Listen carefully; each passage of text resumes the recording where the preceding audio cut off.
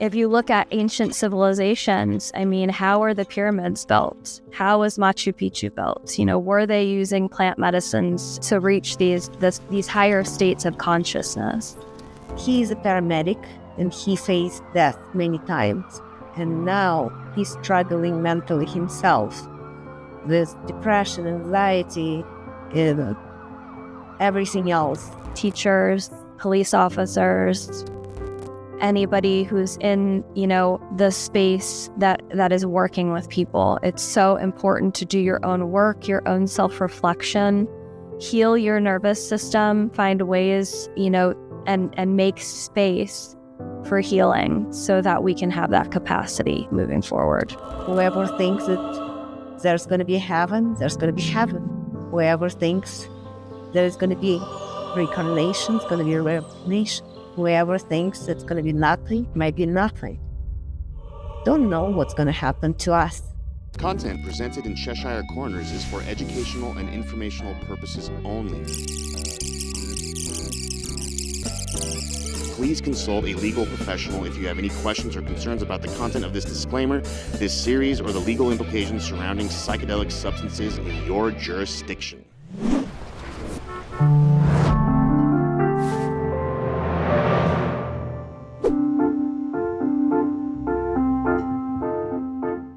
Do you think psilocybin helps during those stages in the very, very end of the life? I definitely think it can help in the very, very end stages of life. And, it's interesting because death comes in many different ways. And so it can be a long, drawn out process. It can be very tragic, sudden and quick. But in those instances where we have time and we are able to spend, going through the phases of death until that person, walks through that door into the next realm. I do think that plant medicine can help. I do think, that psilocybin use can be helpful in, the later stages of death and through the dying process. Death comes in different ways for all of us. It can be a space where we're allotted time to spend with family and friends and really have a meaningful death and something that we can find closure in.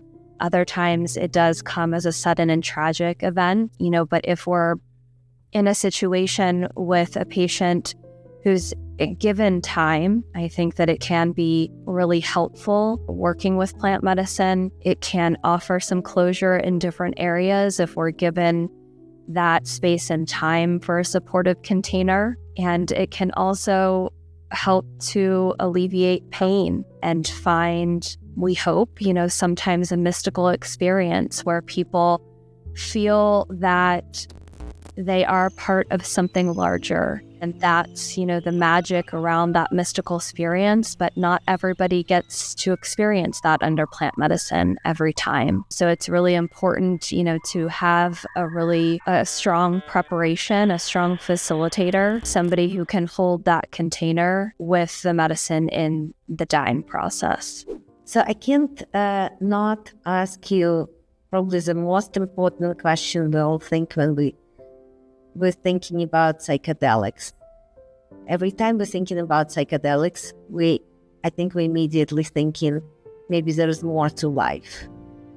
More to death, and more to life, and more to life and death.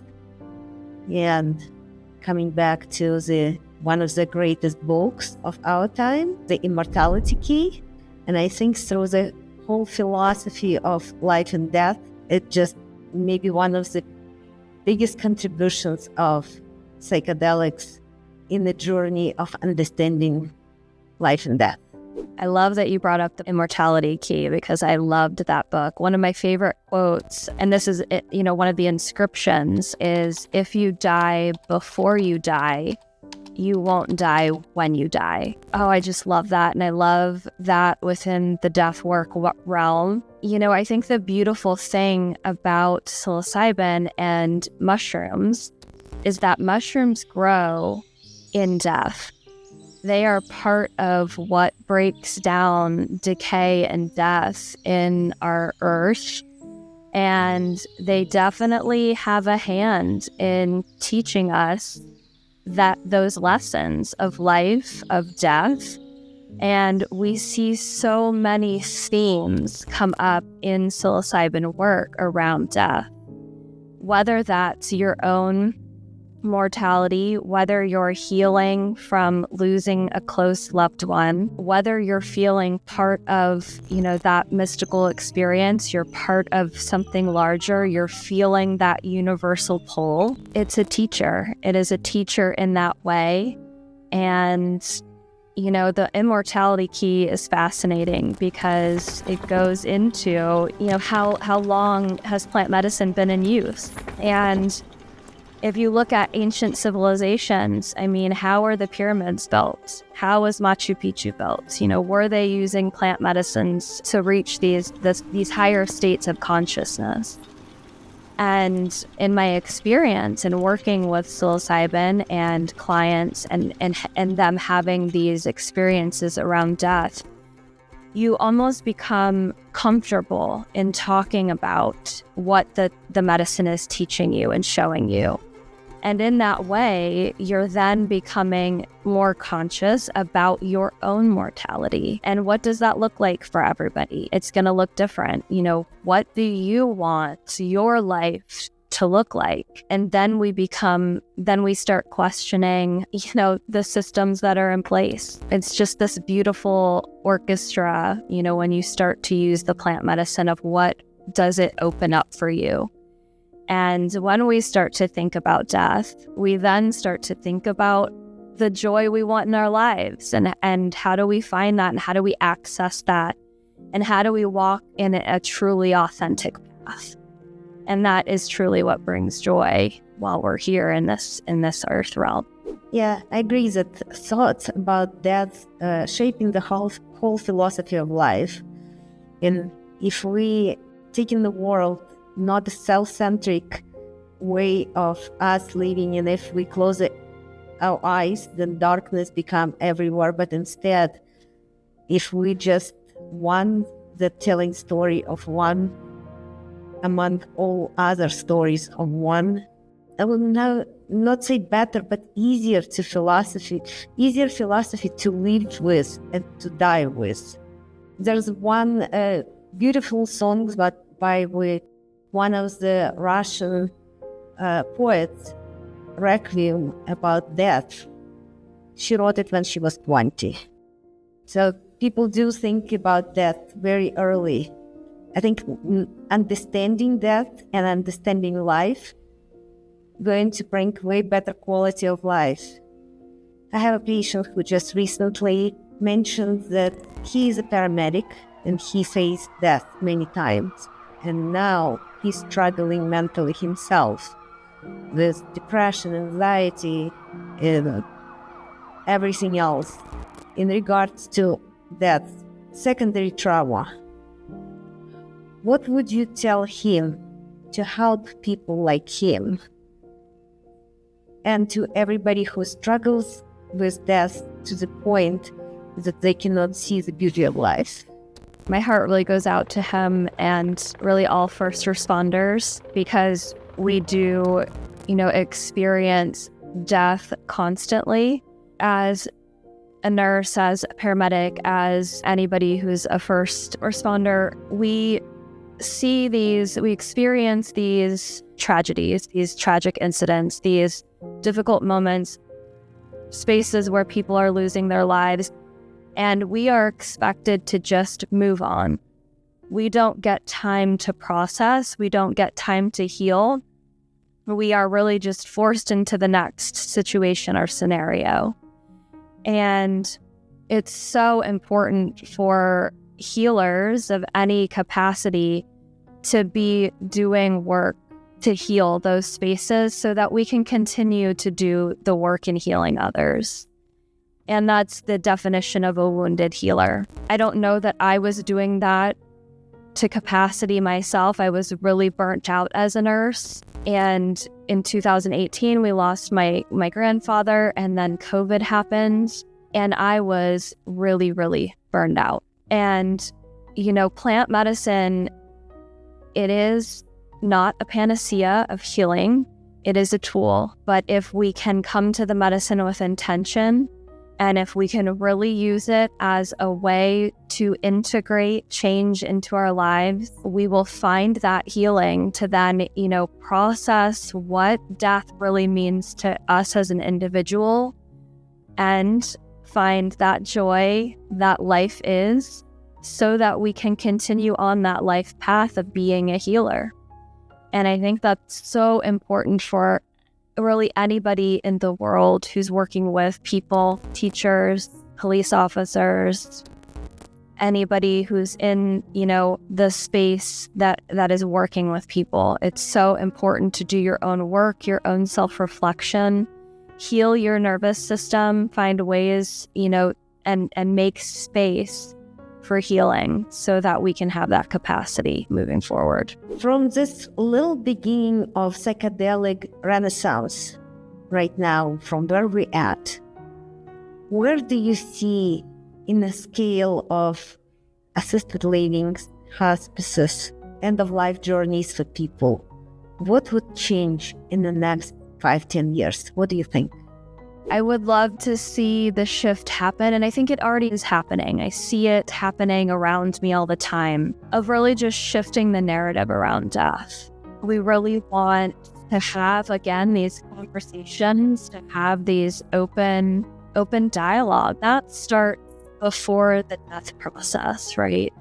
We really need to have Western medicine supporting in a way to really make it beneficial for people. And I still work in Western medicine as a case manager, and it's fascinating to me. I work in end-stage disease, and it is just fascinating to me how many physicians don't give the option of death to patients.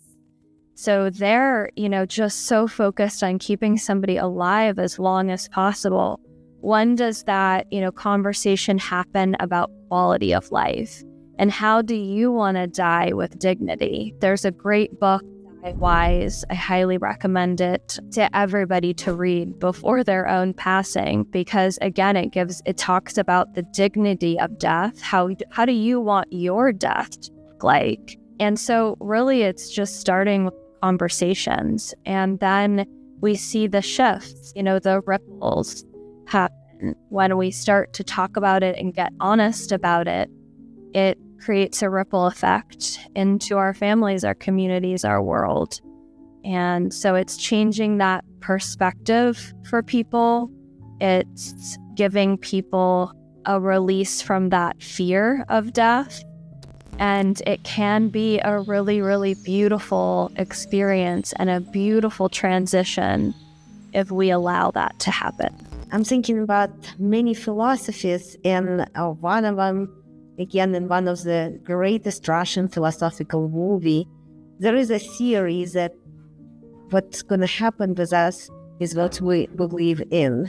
So whoever thinks that there's going to be heaven, there's going to be heaven. Whoever thinks there's going to be reincarnation, it's going to be reincarnation. Whoever thinks it's going to be nothing, might be nothing. Don't know what's going to happen to us.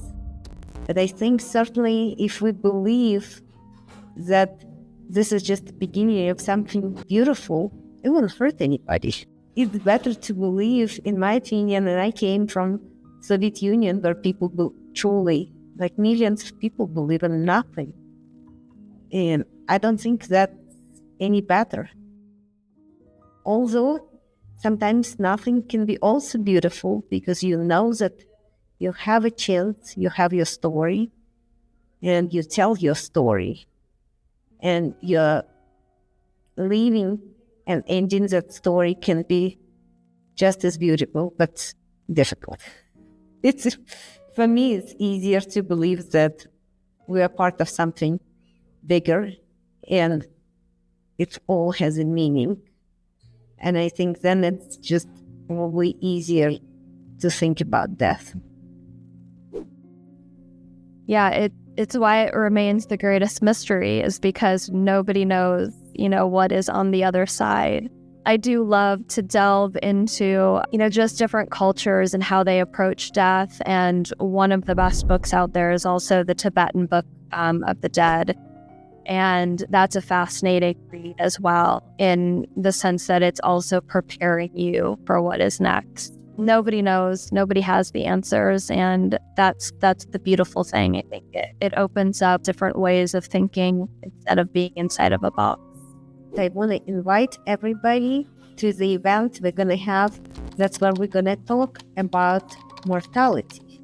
What would you want for our viewers to know about this event? What should they expect? And who should come? Anybody should come. It is completely open to anybody who is open to talking about death and mortality. It is not a grief circle. There is a distinction between grief counseling and a mortality or a death cafe style. It is going to be a community event where we can do some journaling together, do some breath work together, have some really deep conversations in support of a psilocybin microdose. And it's going to be just a beautiful evening of connection and really having some of these deep conversations. There's no right or wrong answer, but it just opens it up to having a conversation. And, we share resources, what books are great to read, what movies are great with, giving a great message about death, and how can we keep this dialogue going. Great. And I would like to ask all our viewers, please like this channel, subscribe, like this episode, share it on your social medias, and come to this event, please. Thank you so much. Appreciate you, Kendra. Thank you, Rita. Thank you, and I'll see you soon.